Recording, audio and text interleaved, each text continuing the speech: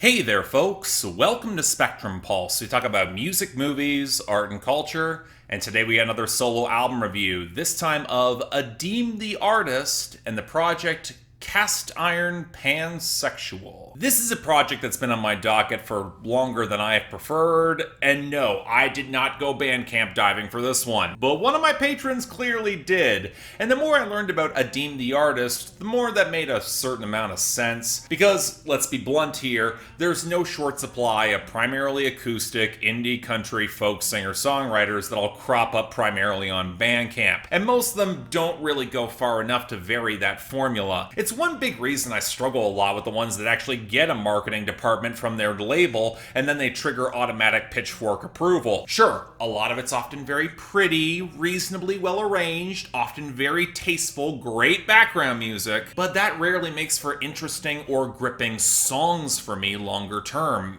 at least in a lot of my personal experience. Maybe that was the reason I was so reticent about Adeem The Artist for as long as I was, who really did seem like the sort of Bandcamp act who was destined to build a cult following on that platform, especially as most of their catalog is not currently on streaming services, but maybe they might not get that same sort of crossover attention. A Carolina singer-songwriter, they've been active throughout the 2010s with a very stripped-back approach to their sound in order to draw a lot more attention to some pretty deft poetry. They've cited influences from John Prine to John Darnielle, the Mountain Goats, which I could definitely pick up on, but I also heard a smattering of Stephen Page from the Bare Naked Ladies as well, and that was definitely intriguing enough for me to explore their textured sense of detail and whimsy and angst, especially with such a great lyrical cadence. Now, I will say that back catalog, it's pretty damn spotty. The stripped back presentation often leaves many of the songs to live or die on the writing and delivery, and I will say it took Adeem The Artist some time to iron out the kinks, with a little bit less over singing, a little more subtlety as in the presentation,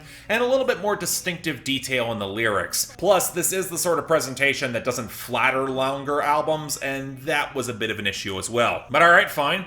This is their newest project, which I finally got to and catching up with things on my schedule. I was planning on covering this through On The Pulse, which for an indie acoustic singer-songwriter and country, that sort of placement makes all the sense in the world, so yet why am I choosing to give this a solo review? Well, I'll say it plainly here.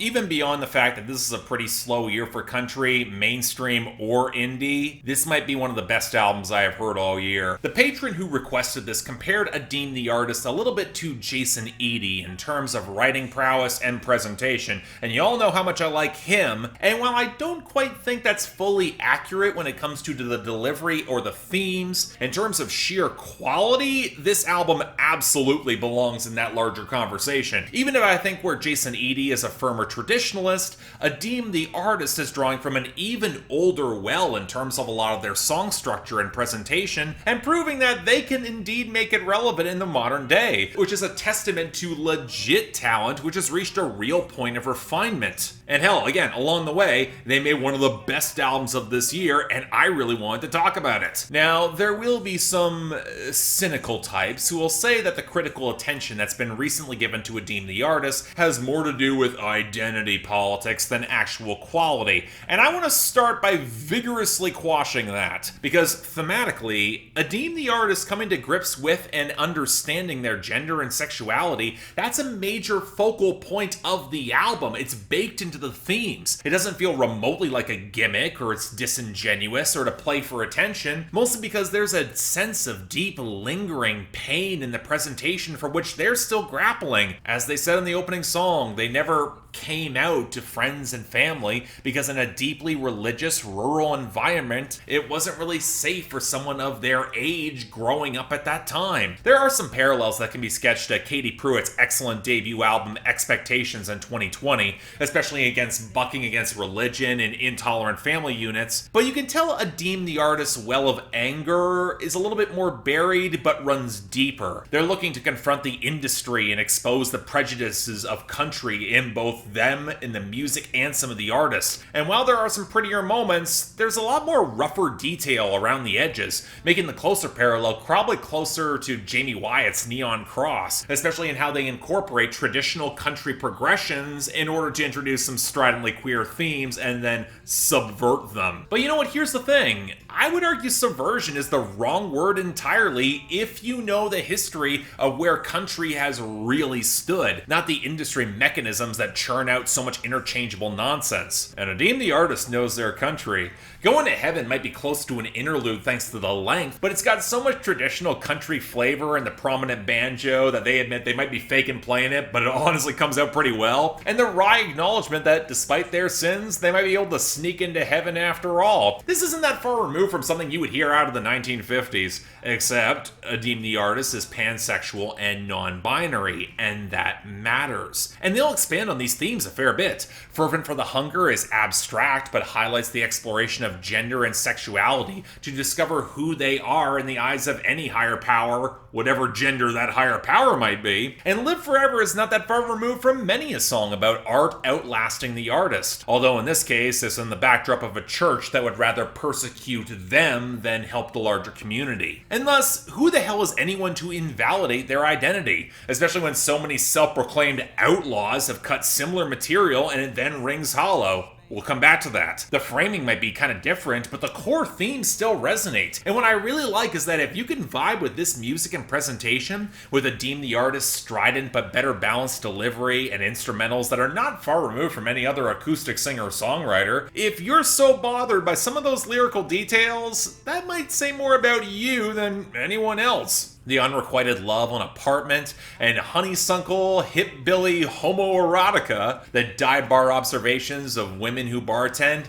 and the twangy cookout vibe of the title track that's got its own list structure, just very different items on that list, including Woody Guthrie. It has plenty to highlight the workers' roots of country better than any sort of mainstream placation. But that takes us to two songs I think anchor this album very effectively. The first of which has gotten Adeem the Artist a fair bit of publicity, the other one not as much but deserves as much attention. The first is I Wish You Would Have Been a Cowboy, which describes the direct response to how Nashville's promotion of a specific chart success story left a lot of lingering scars for a queer kid who idolized the artist, and that artist in question is Toby Keith. Now, if you've seen my review of the Last Chicks album, you might remember that I got a lot of messy and complicated opinions about Toby Keith as a whole, especially in how self-contained his operation was in comparison with the Nashville Machine, and how his albums revealed a more interesting artist than his hits ever really explored. And here's the thing.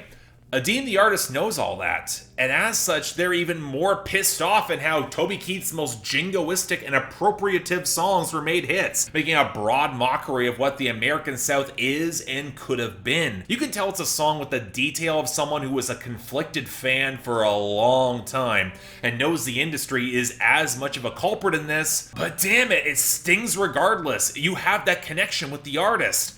And that hits on a gut level. Hell, if you want my parallel, go look at my review of Eminem's Kamikaze or anything the Zac Brown Band has put out recently. But you know what? The song that really convinced me this had to be a solo review comes at the very end. Reclaim My Name. Now, I've mostly skirted around conversations of the production thus far, mostly because it's pretty straightforward, but I do want to emphasize that for a self-produced album, the instrumentals are extremely well balanced, and there's some really great subtle details. The Garth Brooks-esque minor progressions and the synth embellishments on Apartment, the spacious electric pickup on Live Forever, how I Wish You Would Have Been a Cowboy, it's got the warmth and rollicking polish, and even a light patter of drums with the chord structure that really does echo Toby Keith's Should Have Been a Cowboy, but Reclaim Your Name is something else entirely. The electric guitars will warp as what sounds like a ramshackle device whirs in the background, as the mix will pick up some dream country-esque space, as Adeem the Artist muses through some painful old memories, as they wish that machine would let them go back in time,